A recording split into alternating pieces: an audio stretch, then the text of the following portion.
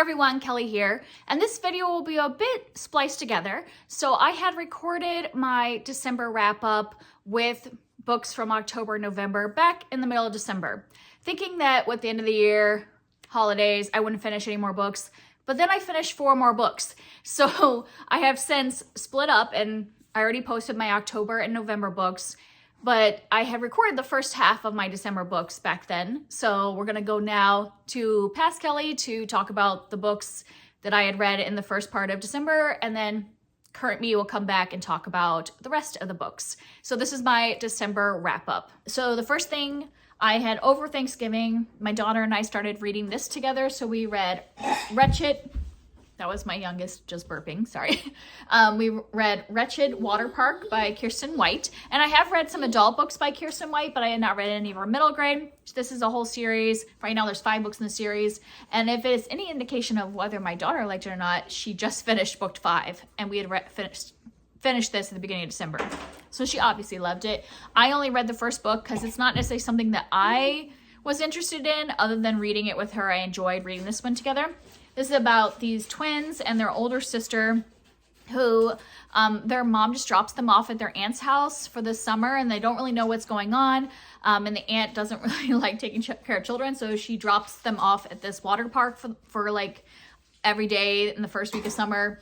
And there is definitely something weird happening at this water park, and they need to discover what's happening. And it was fun. And I would definitely recommend it for kids. Obviously, my daughter loved it. There is spooky stuff. So she is 9 and she did find some stuff scary. So she had to keep reading. You know how like when you're scared about something, you have to keep reading to kind of like solve the mystery so that you won't be scared anymore. There was some of that. So if you have a sensitive child, then I wouldn't necessarily recommend that. But if you have a kid that likes kind of that spooky stuff, it was a lot of fun. I like the sibling dynamics. It was entertaining. As she's over there actually watching her iPad and giving thumbs up. She loved the series. For an adult, I think if you like more ridiculous kind of spooky, like not spooky as in like, I think that, what did I say? The like night books, grave books, that's like legitimately spooky. This is like silly spooky. If you like that type of thing, then okay. It's not really my style, the silly spooky, so I'm not going to continue the series, but this was fun to read with her. And then I picked up another book that I had started much early in the year and hadn't finished, and that was Graceling by Kristin Cashore. And I don't know why I ever stopped reading this book. I had read it, I think like I'd started a year ago, made it about halfway through, put it down, and then finally I was like, I need to finish this because I bought all the rest of the series. I need to keep going, and I really love this. And the second half of this I finished it in like 2 days. I was really invested. This is about a woman named Katsa who, she's a Graceling. Gracelings have special abilities. Her special ability makes her like a supreme fighter and killer. And so she's been used by her uncle as kind of like his enforcer.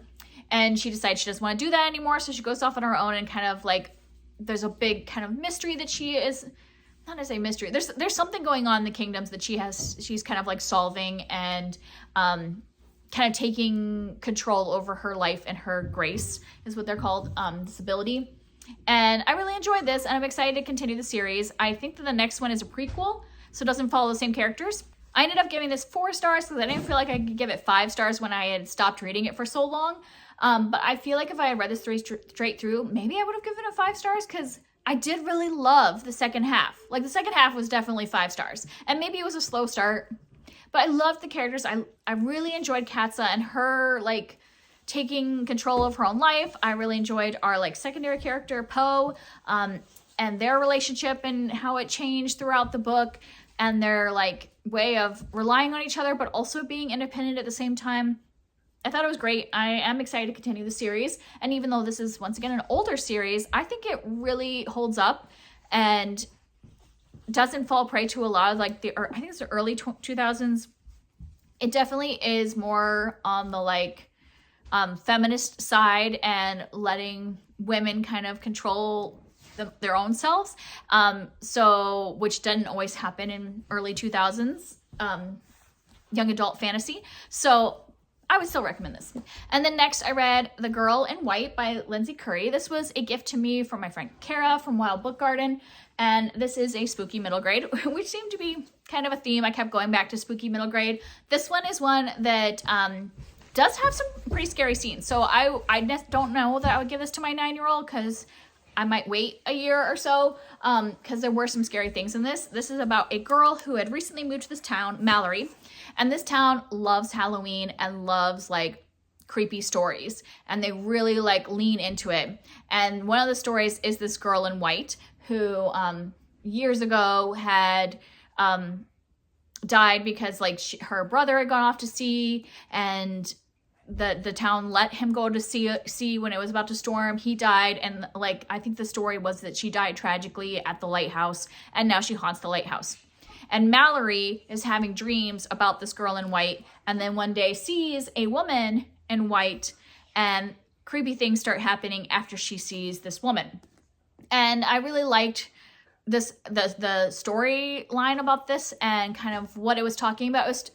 Kind of the point of the book was discussing how we sometimes sensationalize real tragic events and turn them into like entertainment for people currently, because we're so far disconnected, like if it happened like 100 years ago, but that those were real people and real tragic events. So this, you know, this woman really had a tragic event of like when she was young that her brother had died, and the town kind of is taking advantage of it for their own like gain of it being like a spooky legend. And so that's kind of the like theme of the book, and I really enjoyed and appreciated that theme, especially for kids to read. I liked the friendships in this, and also it was spooky. So if you have a kid that likes something on the creepy side with some like ghost type stuff, then I would recommend this. And I thought it was a solid read, and I've heard good things about this author. So if you like spooky middle grade, maybe pick up Lindsay Curry. And the last thing actually not the last thing, I have one more after this, but the last physical book I read was Half a Soul by Olivia Atwater. And this is the first book in a series, and I have been meaning to read this for a while. Kara from Wild Book Garden had highly recommended it for me, and I kept thinking this is going to be a 5-star read. And why did I put it off for so long? Because it was a 5-star read. I really love this. This is where you're following Dora, who has half a soul, like half her soul gets taken by a fairy at the very beginning. And so she isn't really able to feel things deeply. So she kind of doesn't fit in with society because she's not very like, you know, not like she can't really feel true happiness or anger. Like she's very even keel about everything because that part of her, the emotional part of her, has been taken by this fairy. And so like everybody's kind of like, you're never going to get married or anything. Can she even be capable of falling in love? What man would want her? So at this time, so this is taking place in like Victoria, England, or Regency, England. And so her aunt that is her caretaker is like, you know, what am I going to do with you? Because I can't like use you for like the marriage market. Her cousin is of age of where she's trying to get a husband.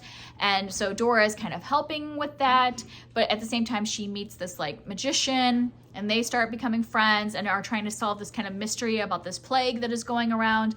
And this was just great. I loved Dora so much. I loved the way, even though she couldn't be really emotional, she had deep like character and like so much going on, because I feel like a character like that could just be seen as this two-dimensional person, but she really was a wonderful character to follow and really deep and so much involved with her character, even though she couldn't have like maybe full happiness or full sadness or whatever. She felt invested in the people around her, like her cousin and the people that were suffering from this plague and everything. So there was some really great character work in this. I really liked the kind of romance that was happening in here.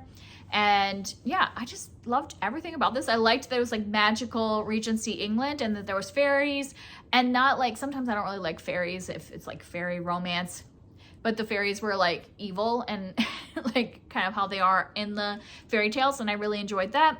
So I definitely want to continue the series, and I would recommend this. It was a lot of fun. And then the last thing I read, I don't have a physical copy of, and that is Smoke Gets in Your Eyes and Other Lessons from the Crematorium. I did not write down the title. I'll have it here. And this is by Caitlin Doughty. Once again, I did not write this one down. I just finished this today. And this is a memoir of her when she was beginning to work at a crematorium. So that was like one of her first jobs, and she was really interested in the business of like the funereal business. And so she worked at this crematorium when she was in her probably 20s, and kind of this is stories from that time and what is involved with working at a crematorium and cremating bodies.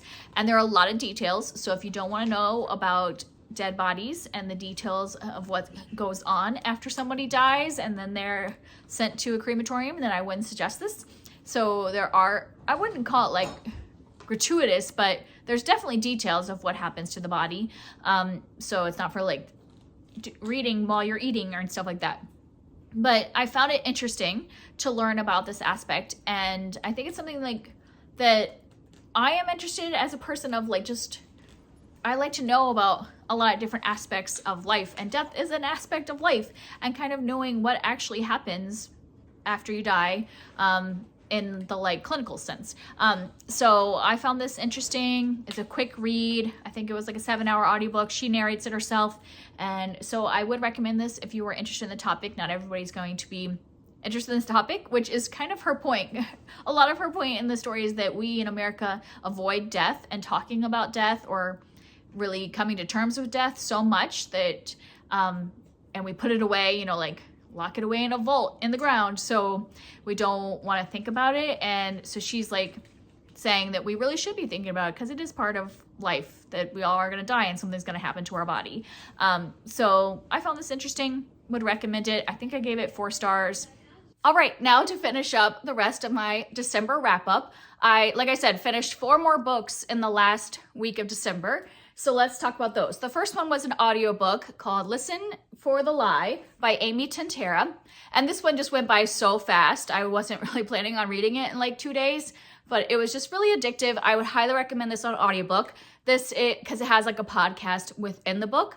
So this is about a woman who years before she had, in her small town, her best friend was killed, and everyone thought she did it because she was found in the woods coming out of where her best friend's dead, covered in blood. She didn't remember what happened, and the like cops couldn't prove that she had murdered her friend, so she didn't get charged for it, but everyone in town thinks she did it, so she leaves town. So now we are years in the future, and she has to come back to town because of some family things, and you know, everyone still thinks that she had done it, and so she decides now that she really needs to figure out what happened back then, why she can't remember what happened that evening, and like try to piece it all together. And she kind of teams up with the guy that is doing this podcast. So that's part of why she came back too, that there is this man that is doing a podcast about like, you know, unsolved crimes, and he picks this crime, and you know, he's like, you know, picking apart whether she did it as well. And so even though she's like, I need to know whether it's me or somebody else, I need to know what happened. And so she pairs up with this podcaster to discover what happened years before with the murder. And so the podcast is amongst the like story. And so I really like that. So like I said, listen to this audiobook, and I gave this 4 stars. I thought it was interesting the whole time. I liked the like unraveling of the mystery. I know a lot of people don't love it when like the main character has forgotten something and then they suddenly like remember it all. I do think in this one, it's more than just, you know how sometimes it's like, oh, it's just because I was in a traumatic situation that I don't remember. I feel like there was more to why she doesn't remember, and it made more sense to me than sometimes it is. So I didn't have a problem with that trope in this book, and I thought it was entertaining and read really fast. So I would recommend it if you just want like a quick listen. Then next I had finished Terrier by Tamora Pierce, and it's the first in the Becca Cooper series. And I had talked about this in several like kind of currently reading videos, so it took me a while to read this, but this was like kind of my like nighttime book. So I did like take probably a month and a half to read this. It is kind of thick too, but it's all written in journal entries, so that some of the chapters are really long because she's going through her entire day. So some days more happens than others. And it's about this young woman who she is training to basically be what is like a guard or a police officer in this world, but they're called the dogs. So it's like the dogs guard the city, and so she is called a puppy. So when you're a trainer, you're called a puppy. And so she is in her like puppy time where she's learning how to be a guard, and there's like 2 big mysteries that are happening, and she has kind of some magical abilities where she can like talk to the pigeons. And so she is like learning about some things that like people aren't like able to find out because of these pigeons that are, the pigeons are actually like ghosts of people that have been murdered. So she's able to talk to these like ghosts through the pigeons. So yeah, it has the magical elements of that. It has that murder mystery, like, so we're solving the murder, and there's also like another mystery happening. Like there's this kind of like basically serial kidnapper killer happening, and we're trying to solve both these mysteries. She's in the middle of both of them, her and her like dogs that are training her. And it's just her day-to-day life. So some of this can be a little like slow because she's just talking about what's happening in the day. But then since she's also solving two big crimes, there's a lot of like basically police work where she's interviewing people and, you know, talking to the ghosts or like gathering evidence and all that. So it's kind of like police procedural mixed with magic. And yeah, I thought this was really interesting. It wasn't like one of my top favorite Tamara Pierce because I think it does kind of drag on, but I liked Becca Cooper as a character because even though she has a lot of like confidence in her skills and her abilities because she has this kind of insider knowledge, she's an extremely introverted person. So we see that in the fact that she has trouble like even communicating with her dogs, like her trainers, and like getting all the information out because she is just like hates public speaking, hates like talking really in public. So she has that barrier. So she feels like more, she's not like just the chosen one and like perfect at everything. She has her skills, but she's also a very shy person. So I liked that she kind of had a more like three-dimensional character to her than kind of like an average like young adult chosen one type of thing. And I enjoyed this and want to continue the series. So I gave 4 stars to Terrier. And then I finally finished The Lord of the Rings. My best friend and I were reading this for like an entire year. And we finished The Return of the King at the very end of December. I feel like it was just a couple days before the end of the year. And I have to admit that I just didn't love it. I gave this 3 stars. It's not that I didn't like it. I really enjoy the characters. And so that's why the first book was my favorite in the series, like the Fellowship of the Ring, because I feel like we really get to know the characters and we really get to know the Fellowship and we're following them as characters. But by the 3rd book, there's so much war. And I was telling my best friend, I was like, oh, another war. I don't even remember the names of half of these people. Like I know the like Fellowship, but like a lot of the kings and their sons and everything. I was like, I just don't care. I just want to get back to Frodo and Sam, basically. And anytime when we were with Frodo and Sam, I was so into the book. It was like 5 stars, loving it. And then we would go back to a battle and I was like, I just don't care. And it's just who I am. I just don't love battle scenes in any books, really. I can't even think of a time when I have enjoyed a battle scene in a book. It's like when this is the same friend that we read Les Mis a couple years ago together. And that whole like section about Waterloo, I was like, I just turned the like audiobook on like 3 times speed and zoom through the Waterloo because I just don't care about reading about battles. And so that's why this book wasn't my favorite in the series. Makes sense. We're ending an epic series that there's going to be a lot of battle scenes. You know, there's a big bad, all that. So I get it, but it just wasn't my favorite. I love the characters though, so it's still 3 stars because I enjoy the characters. And I will still like hold like the characters in my memory and in my heart. I just probably won't return to the series because I just don't really want to go through the battles again. And the last thing I read, I actually finished this on December 31st, right before New Year, and it was probably one of my favorite books of the year. And so that's why I should have probably waited to do I had like posted my favorites on Instagram, and I probably should have included this book because I absolutely loved it and it was 5 stars. And that's Just for the Summer by Abby Jimenez. This is the end of a trilogy where you could read them separately. They're just like interconnected, kind of where they're like, you know, a friend of somebody is in another book or whatever.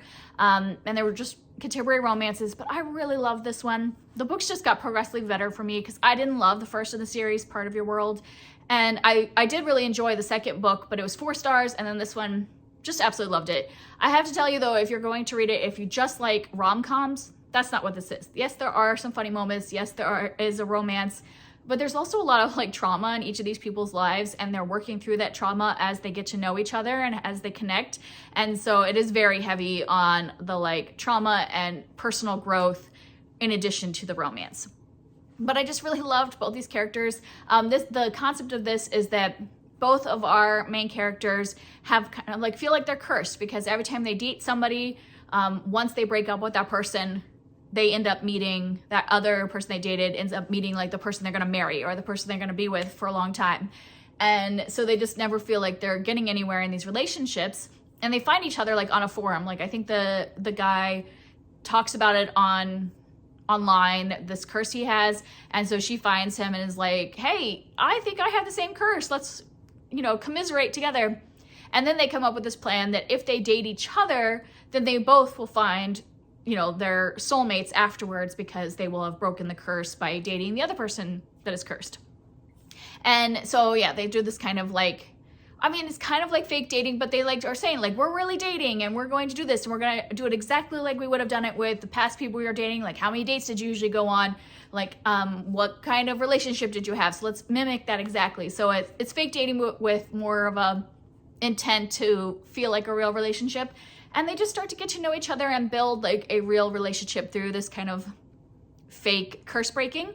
And like I said, they both have their traumas. I think the description of the book only mentions kind of her backstory, which is that her mom and her have a really, strange relationship, like really fraught relationship. Her mom was not much of a caretaker as when she was a child, and kind of just comes into her life at different times and just kind of blows everything up. And her mom is coming back into her life this time. And kind of, once again, she has to deal with that and like really come head on with her relationship with her mother. But that doesn't mention in the blurb like what the guy is going through, so I won't mention it, but he also has family stuff he's dealing with. And so they're both kind of like helping each other with their personal growth at the same time as they're getting in, falling in love and all that. And I do really just love both of the characters. I love like the way they were like talking to each other, and I really highly recommend it. I think you could read this one definitely separate from the other two, because the connection is very small, and if you hadn't read the other books, you probably wouldn't even notice that there's a connection to the other ones. But if you've read it, there's definitely Easter eggs of like how this is connected, but it's not as big. Like some connections are like the next book's about the main character's sister. This one, the connection is not that strong, so you definitely could read this by itself if that concept is great, but you don't want to go back to the beginning. Or you could read the whole series. Like I said, I didn't love the first book in the series, but I think as a whole, I enjoy the series, and I want to go back and read some of Abby Jimenez's old books. And that is the conclusion of December. So now you've seen like kind of spliced together of what I actually talked about back in December. And now here's the rest of the books I read in December. If you want to talk about any of these books, I would love to hear from you down below in the comments, and I'll see you next time. Bye.